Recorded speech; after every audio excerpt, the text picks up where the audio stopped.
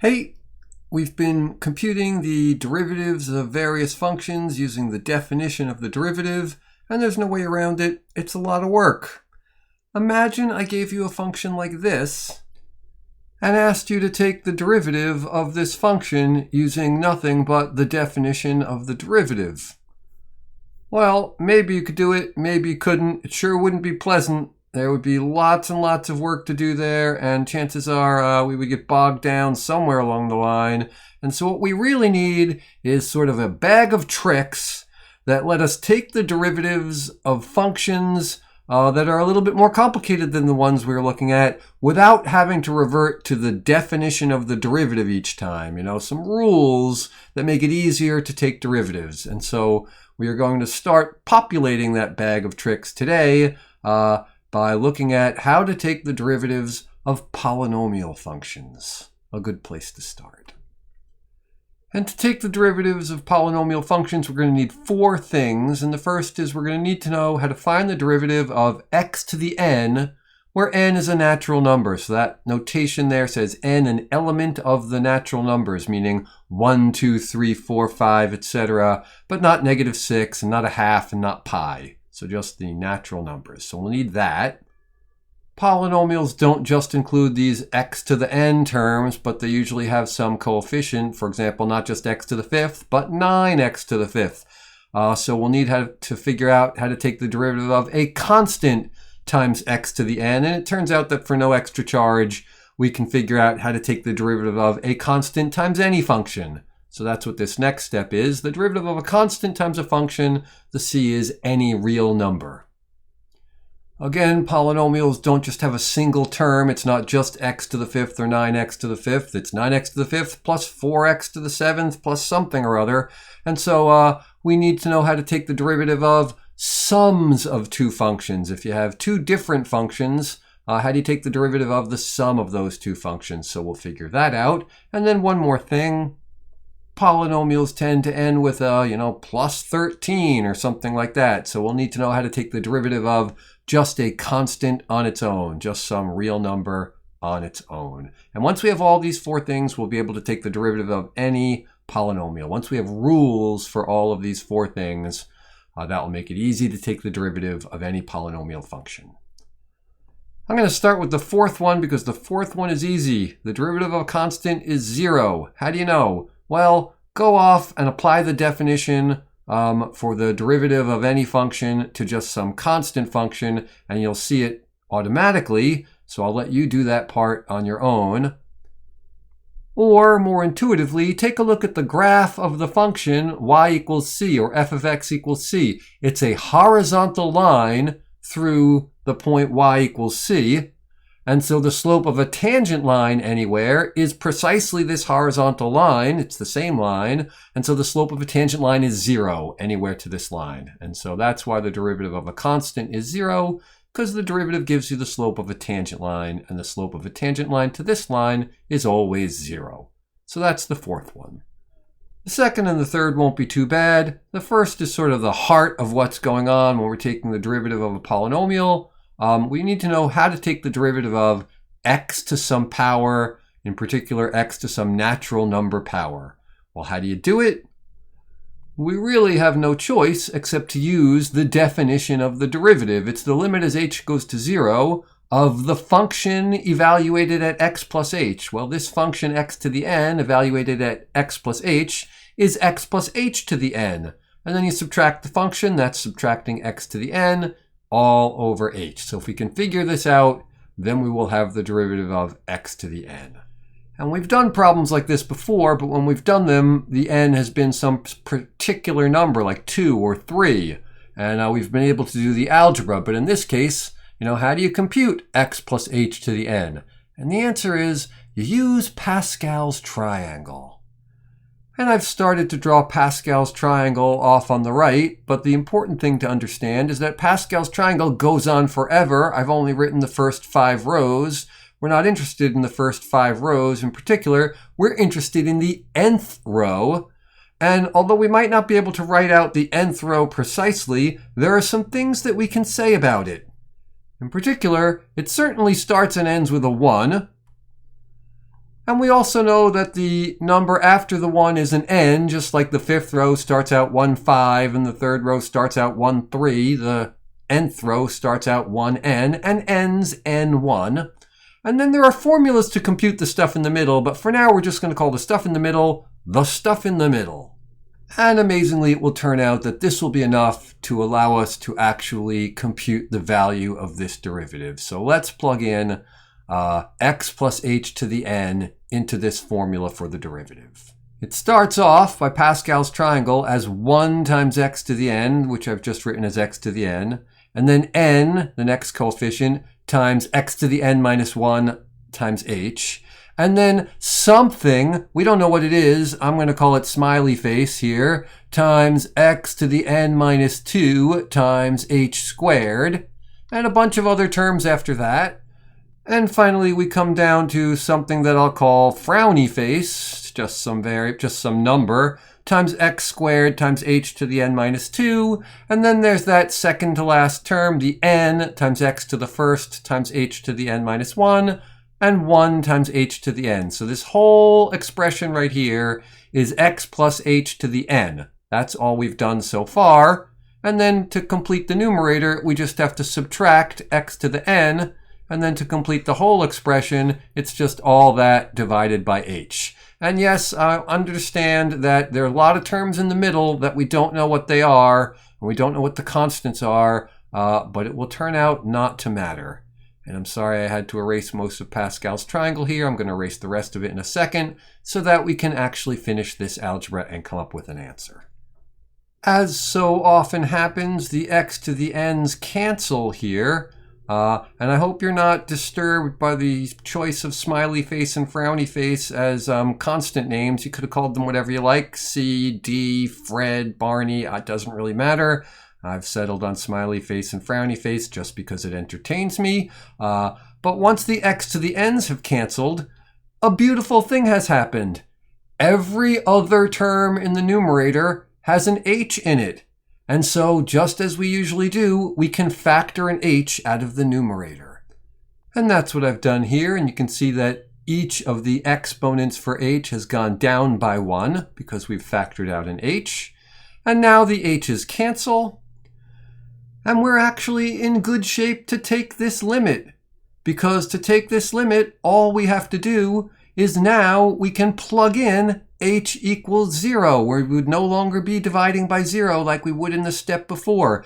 And it turns out that all of these other terms in here all have an h in them. They all have some power of h in them, and so that's why it didn't matter what these constants were, including the ones in the middle, because when you multiply them by 0, they're all going to go away. And that leaves us with the simple and beautiful formula that the derivative of x to the n is n times x to the n minus 1. We've seen this already with the function f of x equals x squared. We took its derivative carefully using the definition of the derivative. Now we have a rule that says that the derivative is just, well, the n is 2 in this case, so we bring the n out in front, or the 2 out in front, and it's x to the 2 minus 1, which is 1, or 2x, just like we got when we used the definition of the derivative to compute the derivative of this function. We didn't do this one in class. This would have been much harder, but now it's easy. How do you find the derivative of x to the 30th? Well, it's just 30x to the 29th by the rule that we just came up with. I should point out and emphasize that because we've built this rule using Pascal's triangle, which assumes that the n that we're talking about is a natural number, 1, 2, 3, 4, 5, etc., this rule only applies when n is a natural number. A little bit later in the semester, using more sophisticated techniques, we are going to show that this rule actually applies for any real number n. So if it was pi, if it was x to the pi or something like that, the derivative is pi times x to the pi minus 1. But we don't know that yet. We only know how to take the derivative of x to some natural number. Okay, we have 2 more rules to develop before we're ready to take derivatives of polynomials in general. The first one is, what's the derivative of a constant times a function? As before, we apply the definition of the derivative. If you plug x plus h into the function c times f of x, you get c times f of x plus h, and subtract the function c times f of x, and you get this expression here. And we can factor the constant c out of the numerator, and you can think of this as c over 1 times this expression if that makes you more happy. And one of our limit laws says that the limit of a constant times a function is the constant times the limit of the function. So we can pull the constant outside the limit. And now we're in beautiful shape because we know what this limit is. The limit as h approaches 0 of f of x plus h minus f of x all over h. That's just f prime of x. And so we have c times the derivative of a function. So that's kind of nice. The derivative of a constant times a function is the constant times the derivative of the function. So for example, if we have the function f of x equals 4 times x to the 20th, well, the derivative of that function is 4 times the derivative of x to the 20th. And we just figured out what the derivative of x to the 20th. It's 20 times x to the 19th. And so in the end, we get the derivative of this function, 80x to the 19th. And the last rule we need is how do you take the derivative of the sum of two functions? And once again, we're going to figure this out using the definition of the derivative, which says we take the function evaluated at x plus h, so in this case that's f of x plus h plus g of x plus h, and we subtract the function, which in this case is f of x plus g of x, and we look at the limit as h goes to 0 of that expression divided by h. And all I've done here is distribute the minus sign, rearrange the terms a little bit, and then split the expression into two fractions. And now if I apply the limit laws, I get that the limit of the sum of these two functions is the sum of their two limits. And that's beautiful because we know what these two limits are. This is just the derivative of the function f plus the derivative of the function g. So it's as nice as you could possibly hope that it would be. The derivative of the sum of two functions is the sum of their two derivatives. And now we're in great shape. Let's do this example. I'm going to do it once, very slowly and carefully. That'll be the one and only time that I do that. After this, we'll pretty much do these just by writing the answer down because you can pretty much do them that simply and mostly in your head. But I'll show you once slowly and carefully where all the steps come from. You're welcome to put those steps in for as long as you need to make yourself comfortable with it. And then when you're ready to, abandon them and just write the answer out. So here we go. First of all, by that last rule that we just came up with, the derivative of the sum of a bunch of functions is the sum of their derivatives. So we can break this down into the derivative of the first term plus the derivative of the second term, etc., all the way on through to the end.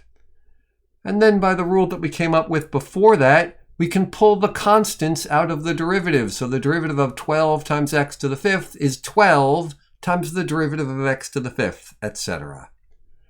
And we know how to take the derivative of x to a power. That's the rule we worked so hard on using Pascal's triangle. The derivative of x to the 5th is 5 times x to the 4th, etc. So now all that's left is to do those.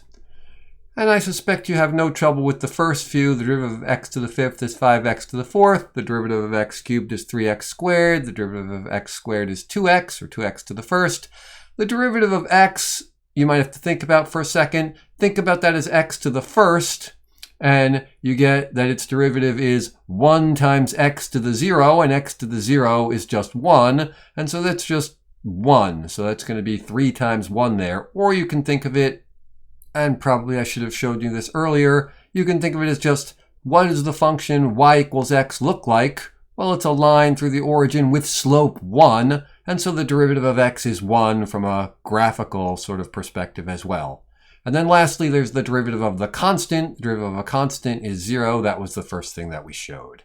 All that's left now is to simplify, and we get 60x to the 4th minus 21x squared plus 20x plus 3.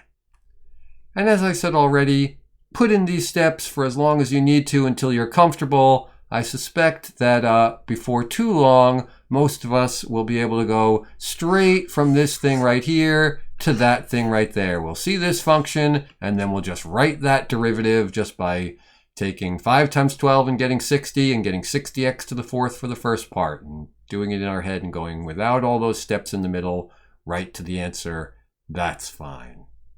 Okay, just to make sure you get it, take a moment, take the derivative of this function, pause the video until you're done, and then check to see that we got it right, that you got it right. And you should have gotten as your answer that the derivative is 80x to the ninth minus 35x to the sixth plus 12x cubed plus 12x plus 7. Certainly easier than trying to plug that 10th degree polynomial into the formula for the derivative as a limit and working it out carefully that way. You get the same answer eventually, but it would be a whole lot more algebra. So nice trick. One more thing I should show you quickly before we call this done. We can now do problems like this rather easily. Find the equation of the line tangent to the function f of x equals x cubed minus 5x squared at x equals 1. And so if you feel confident, go off and just do it. Pause the video and see what we come up with. And if you don't, then you're also welcome to just let it play and watch me do it for you.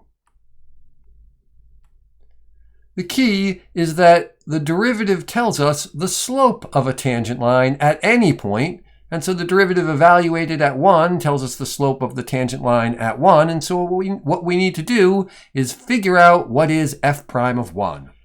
And it takes us almost no time at all to figure out that f prime of x, the derivative function, is 3x squared minus 10x using our cool new rules.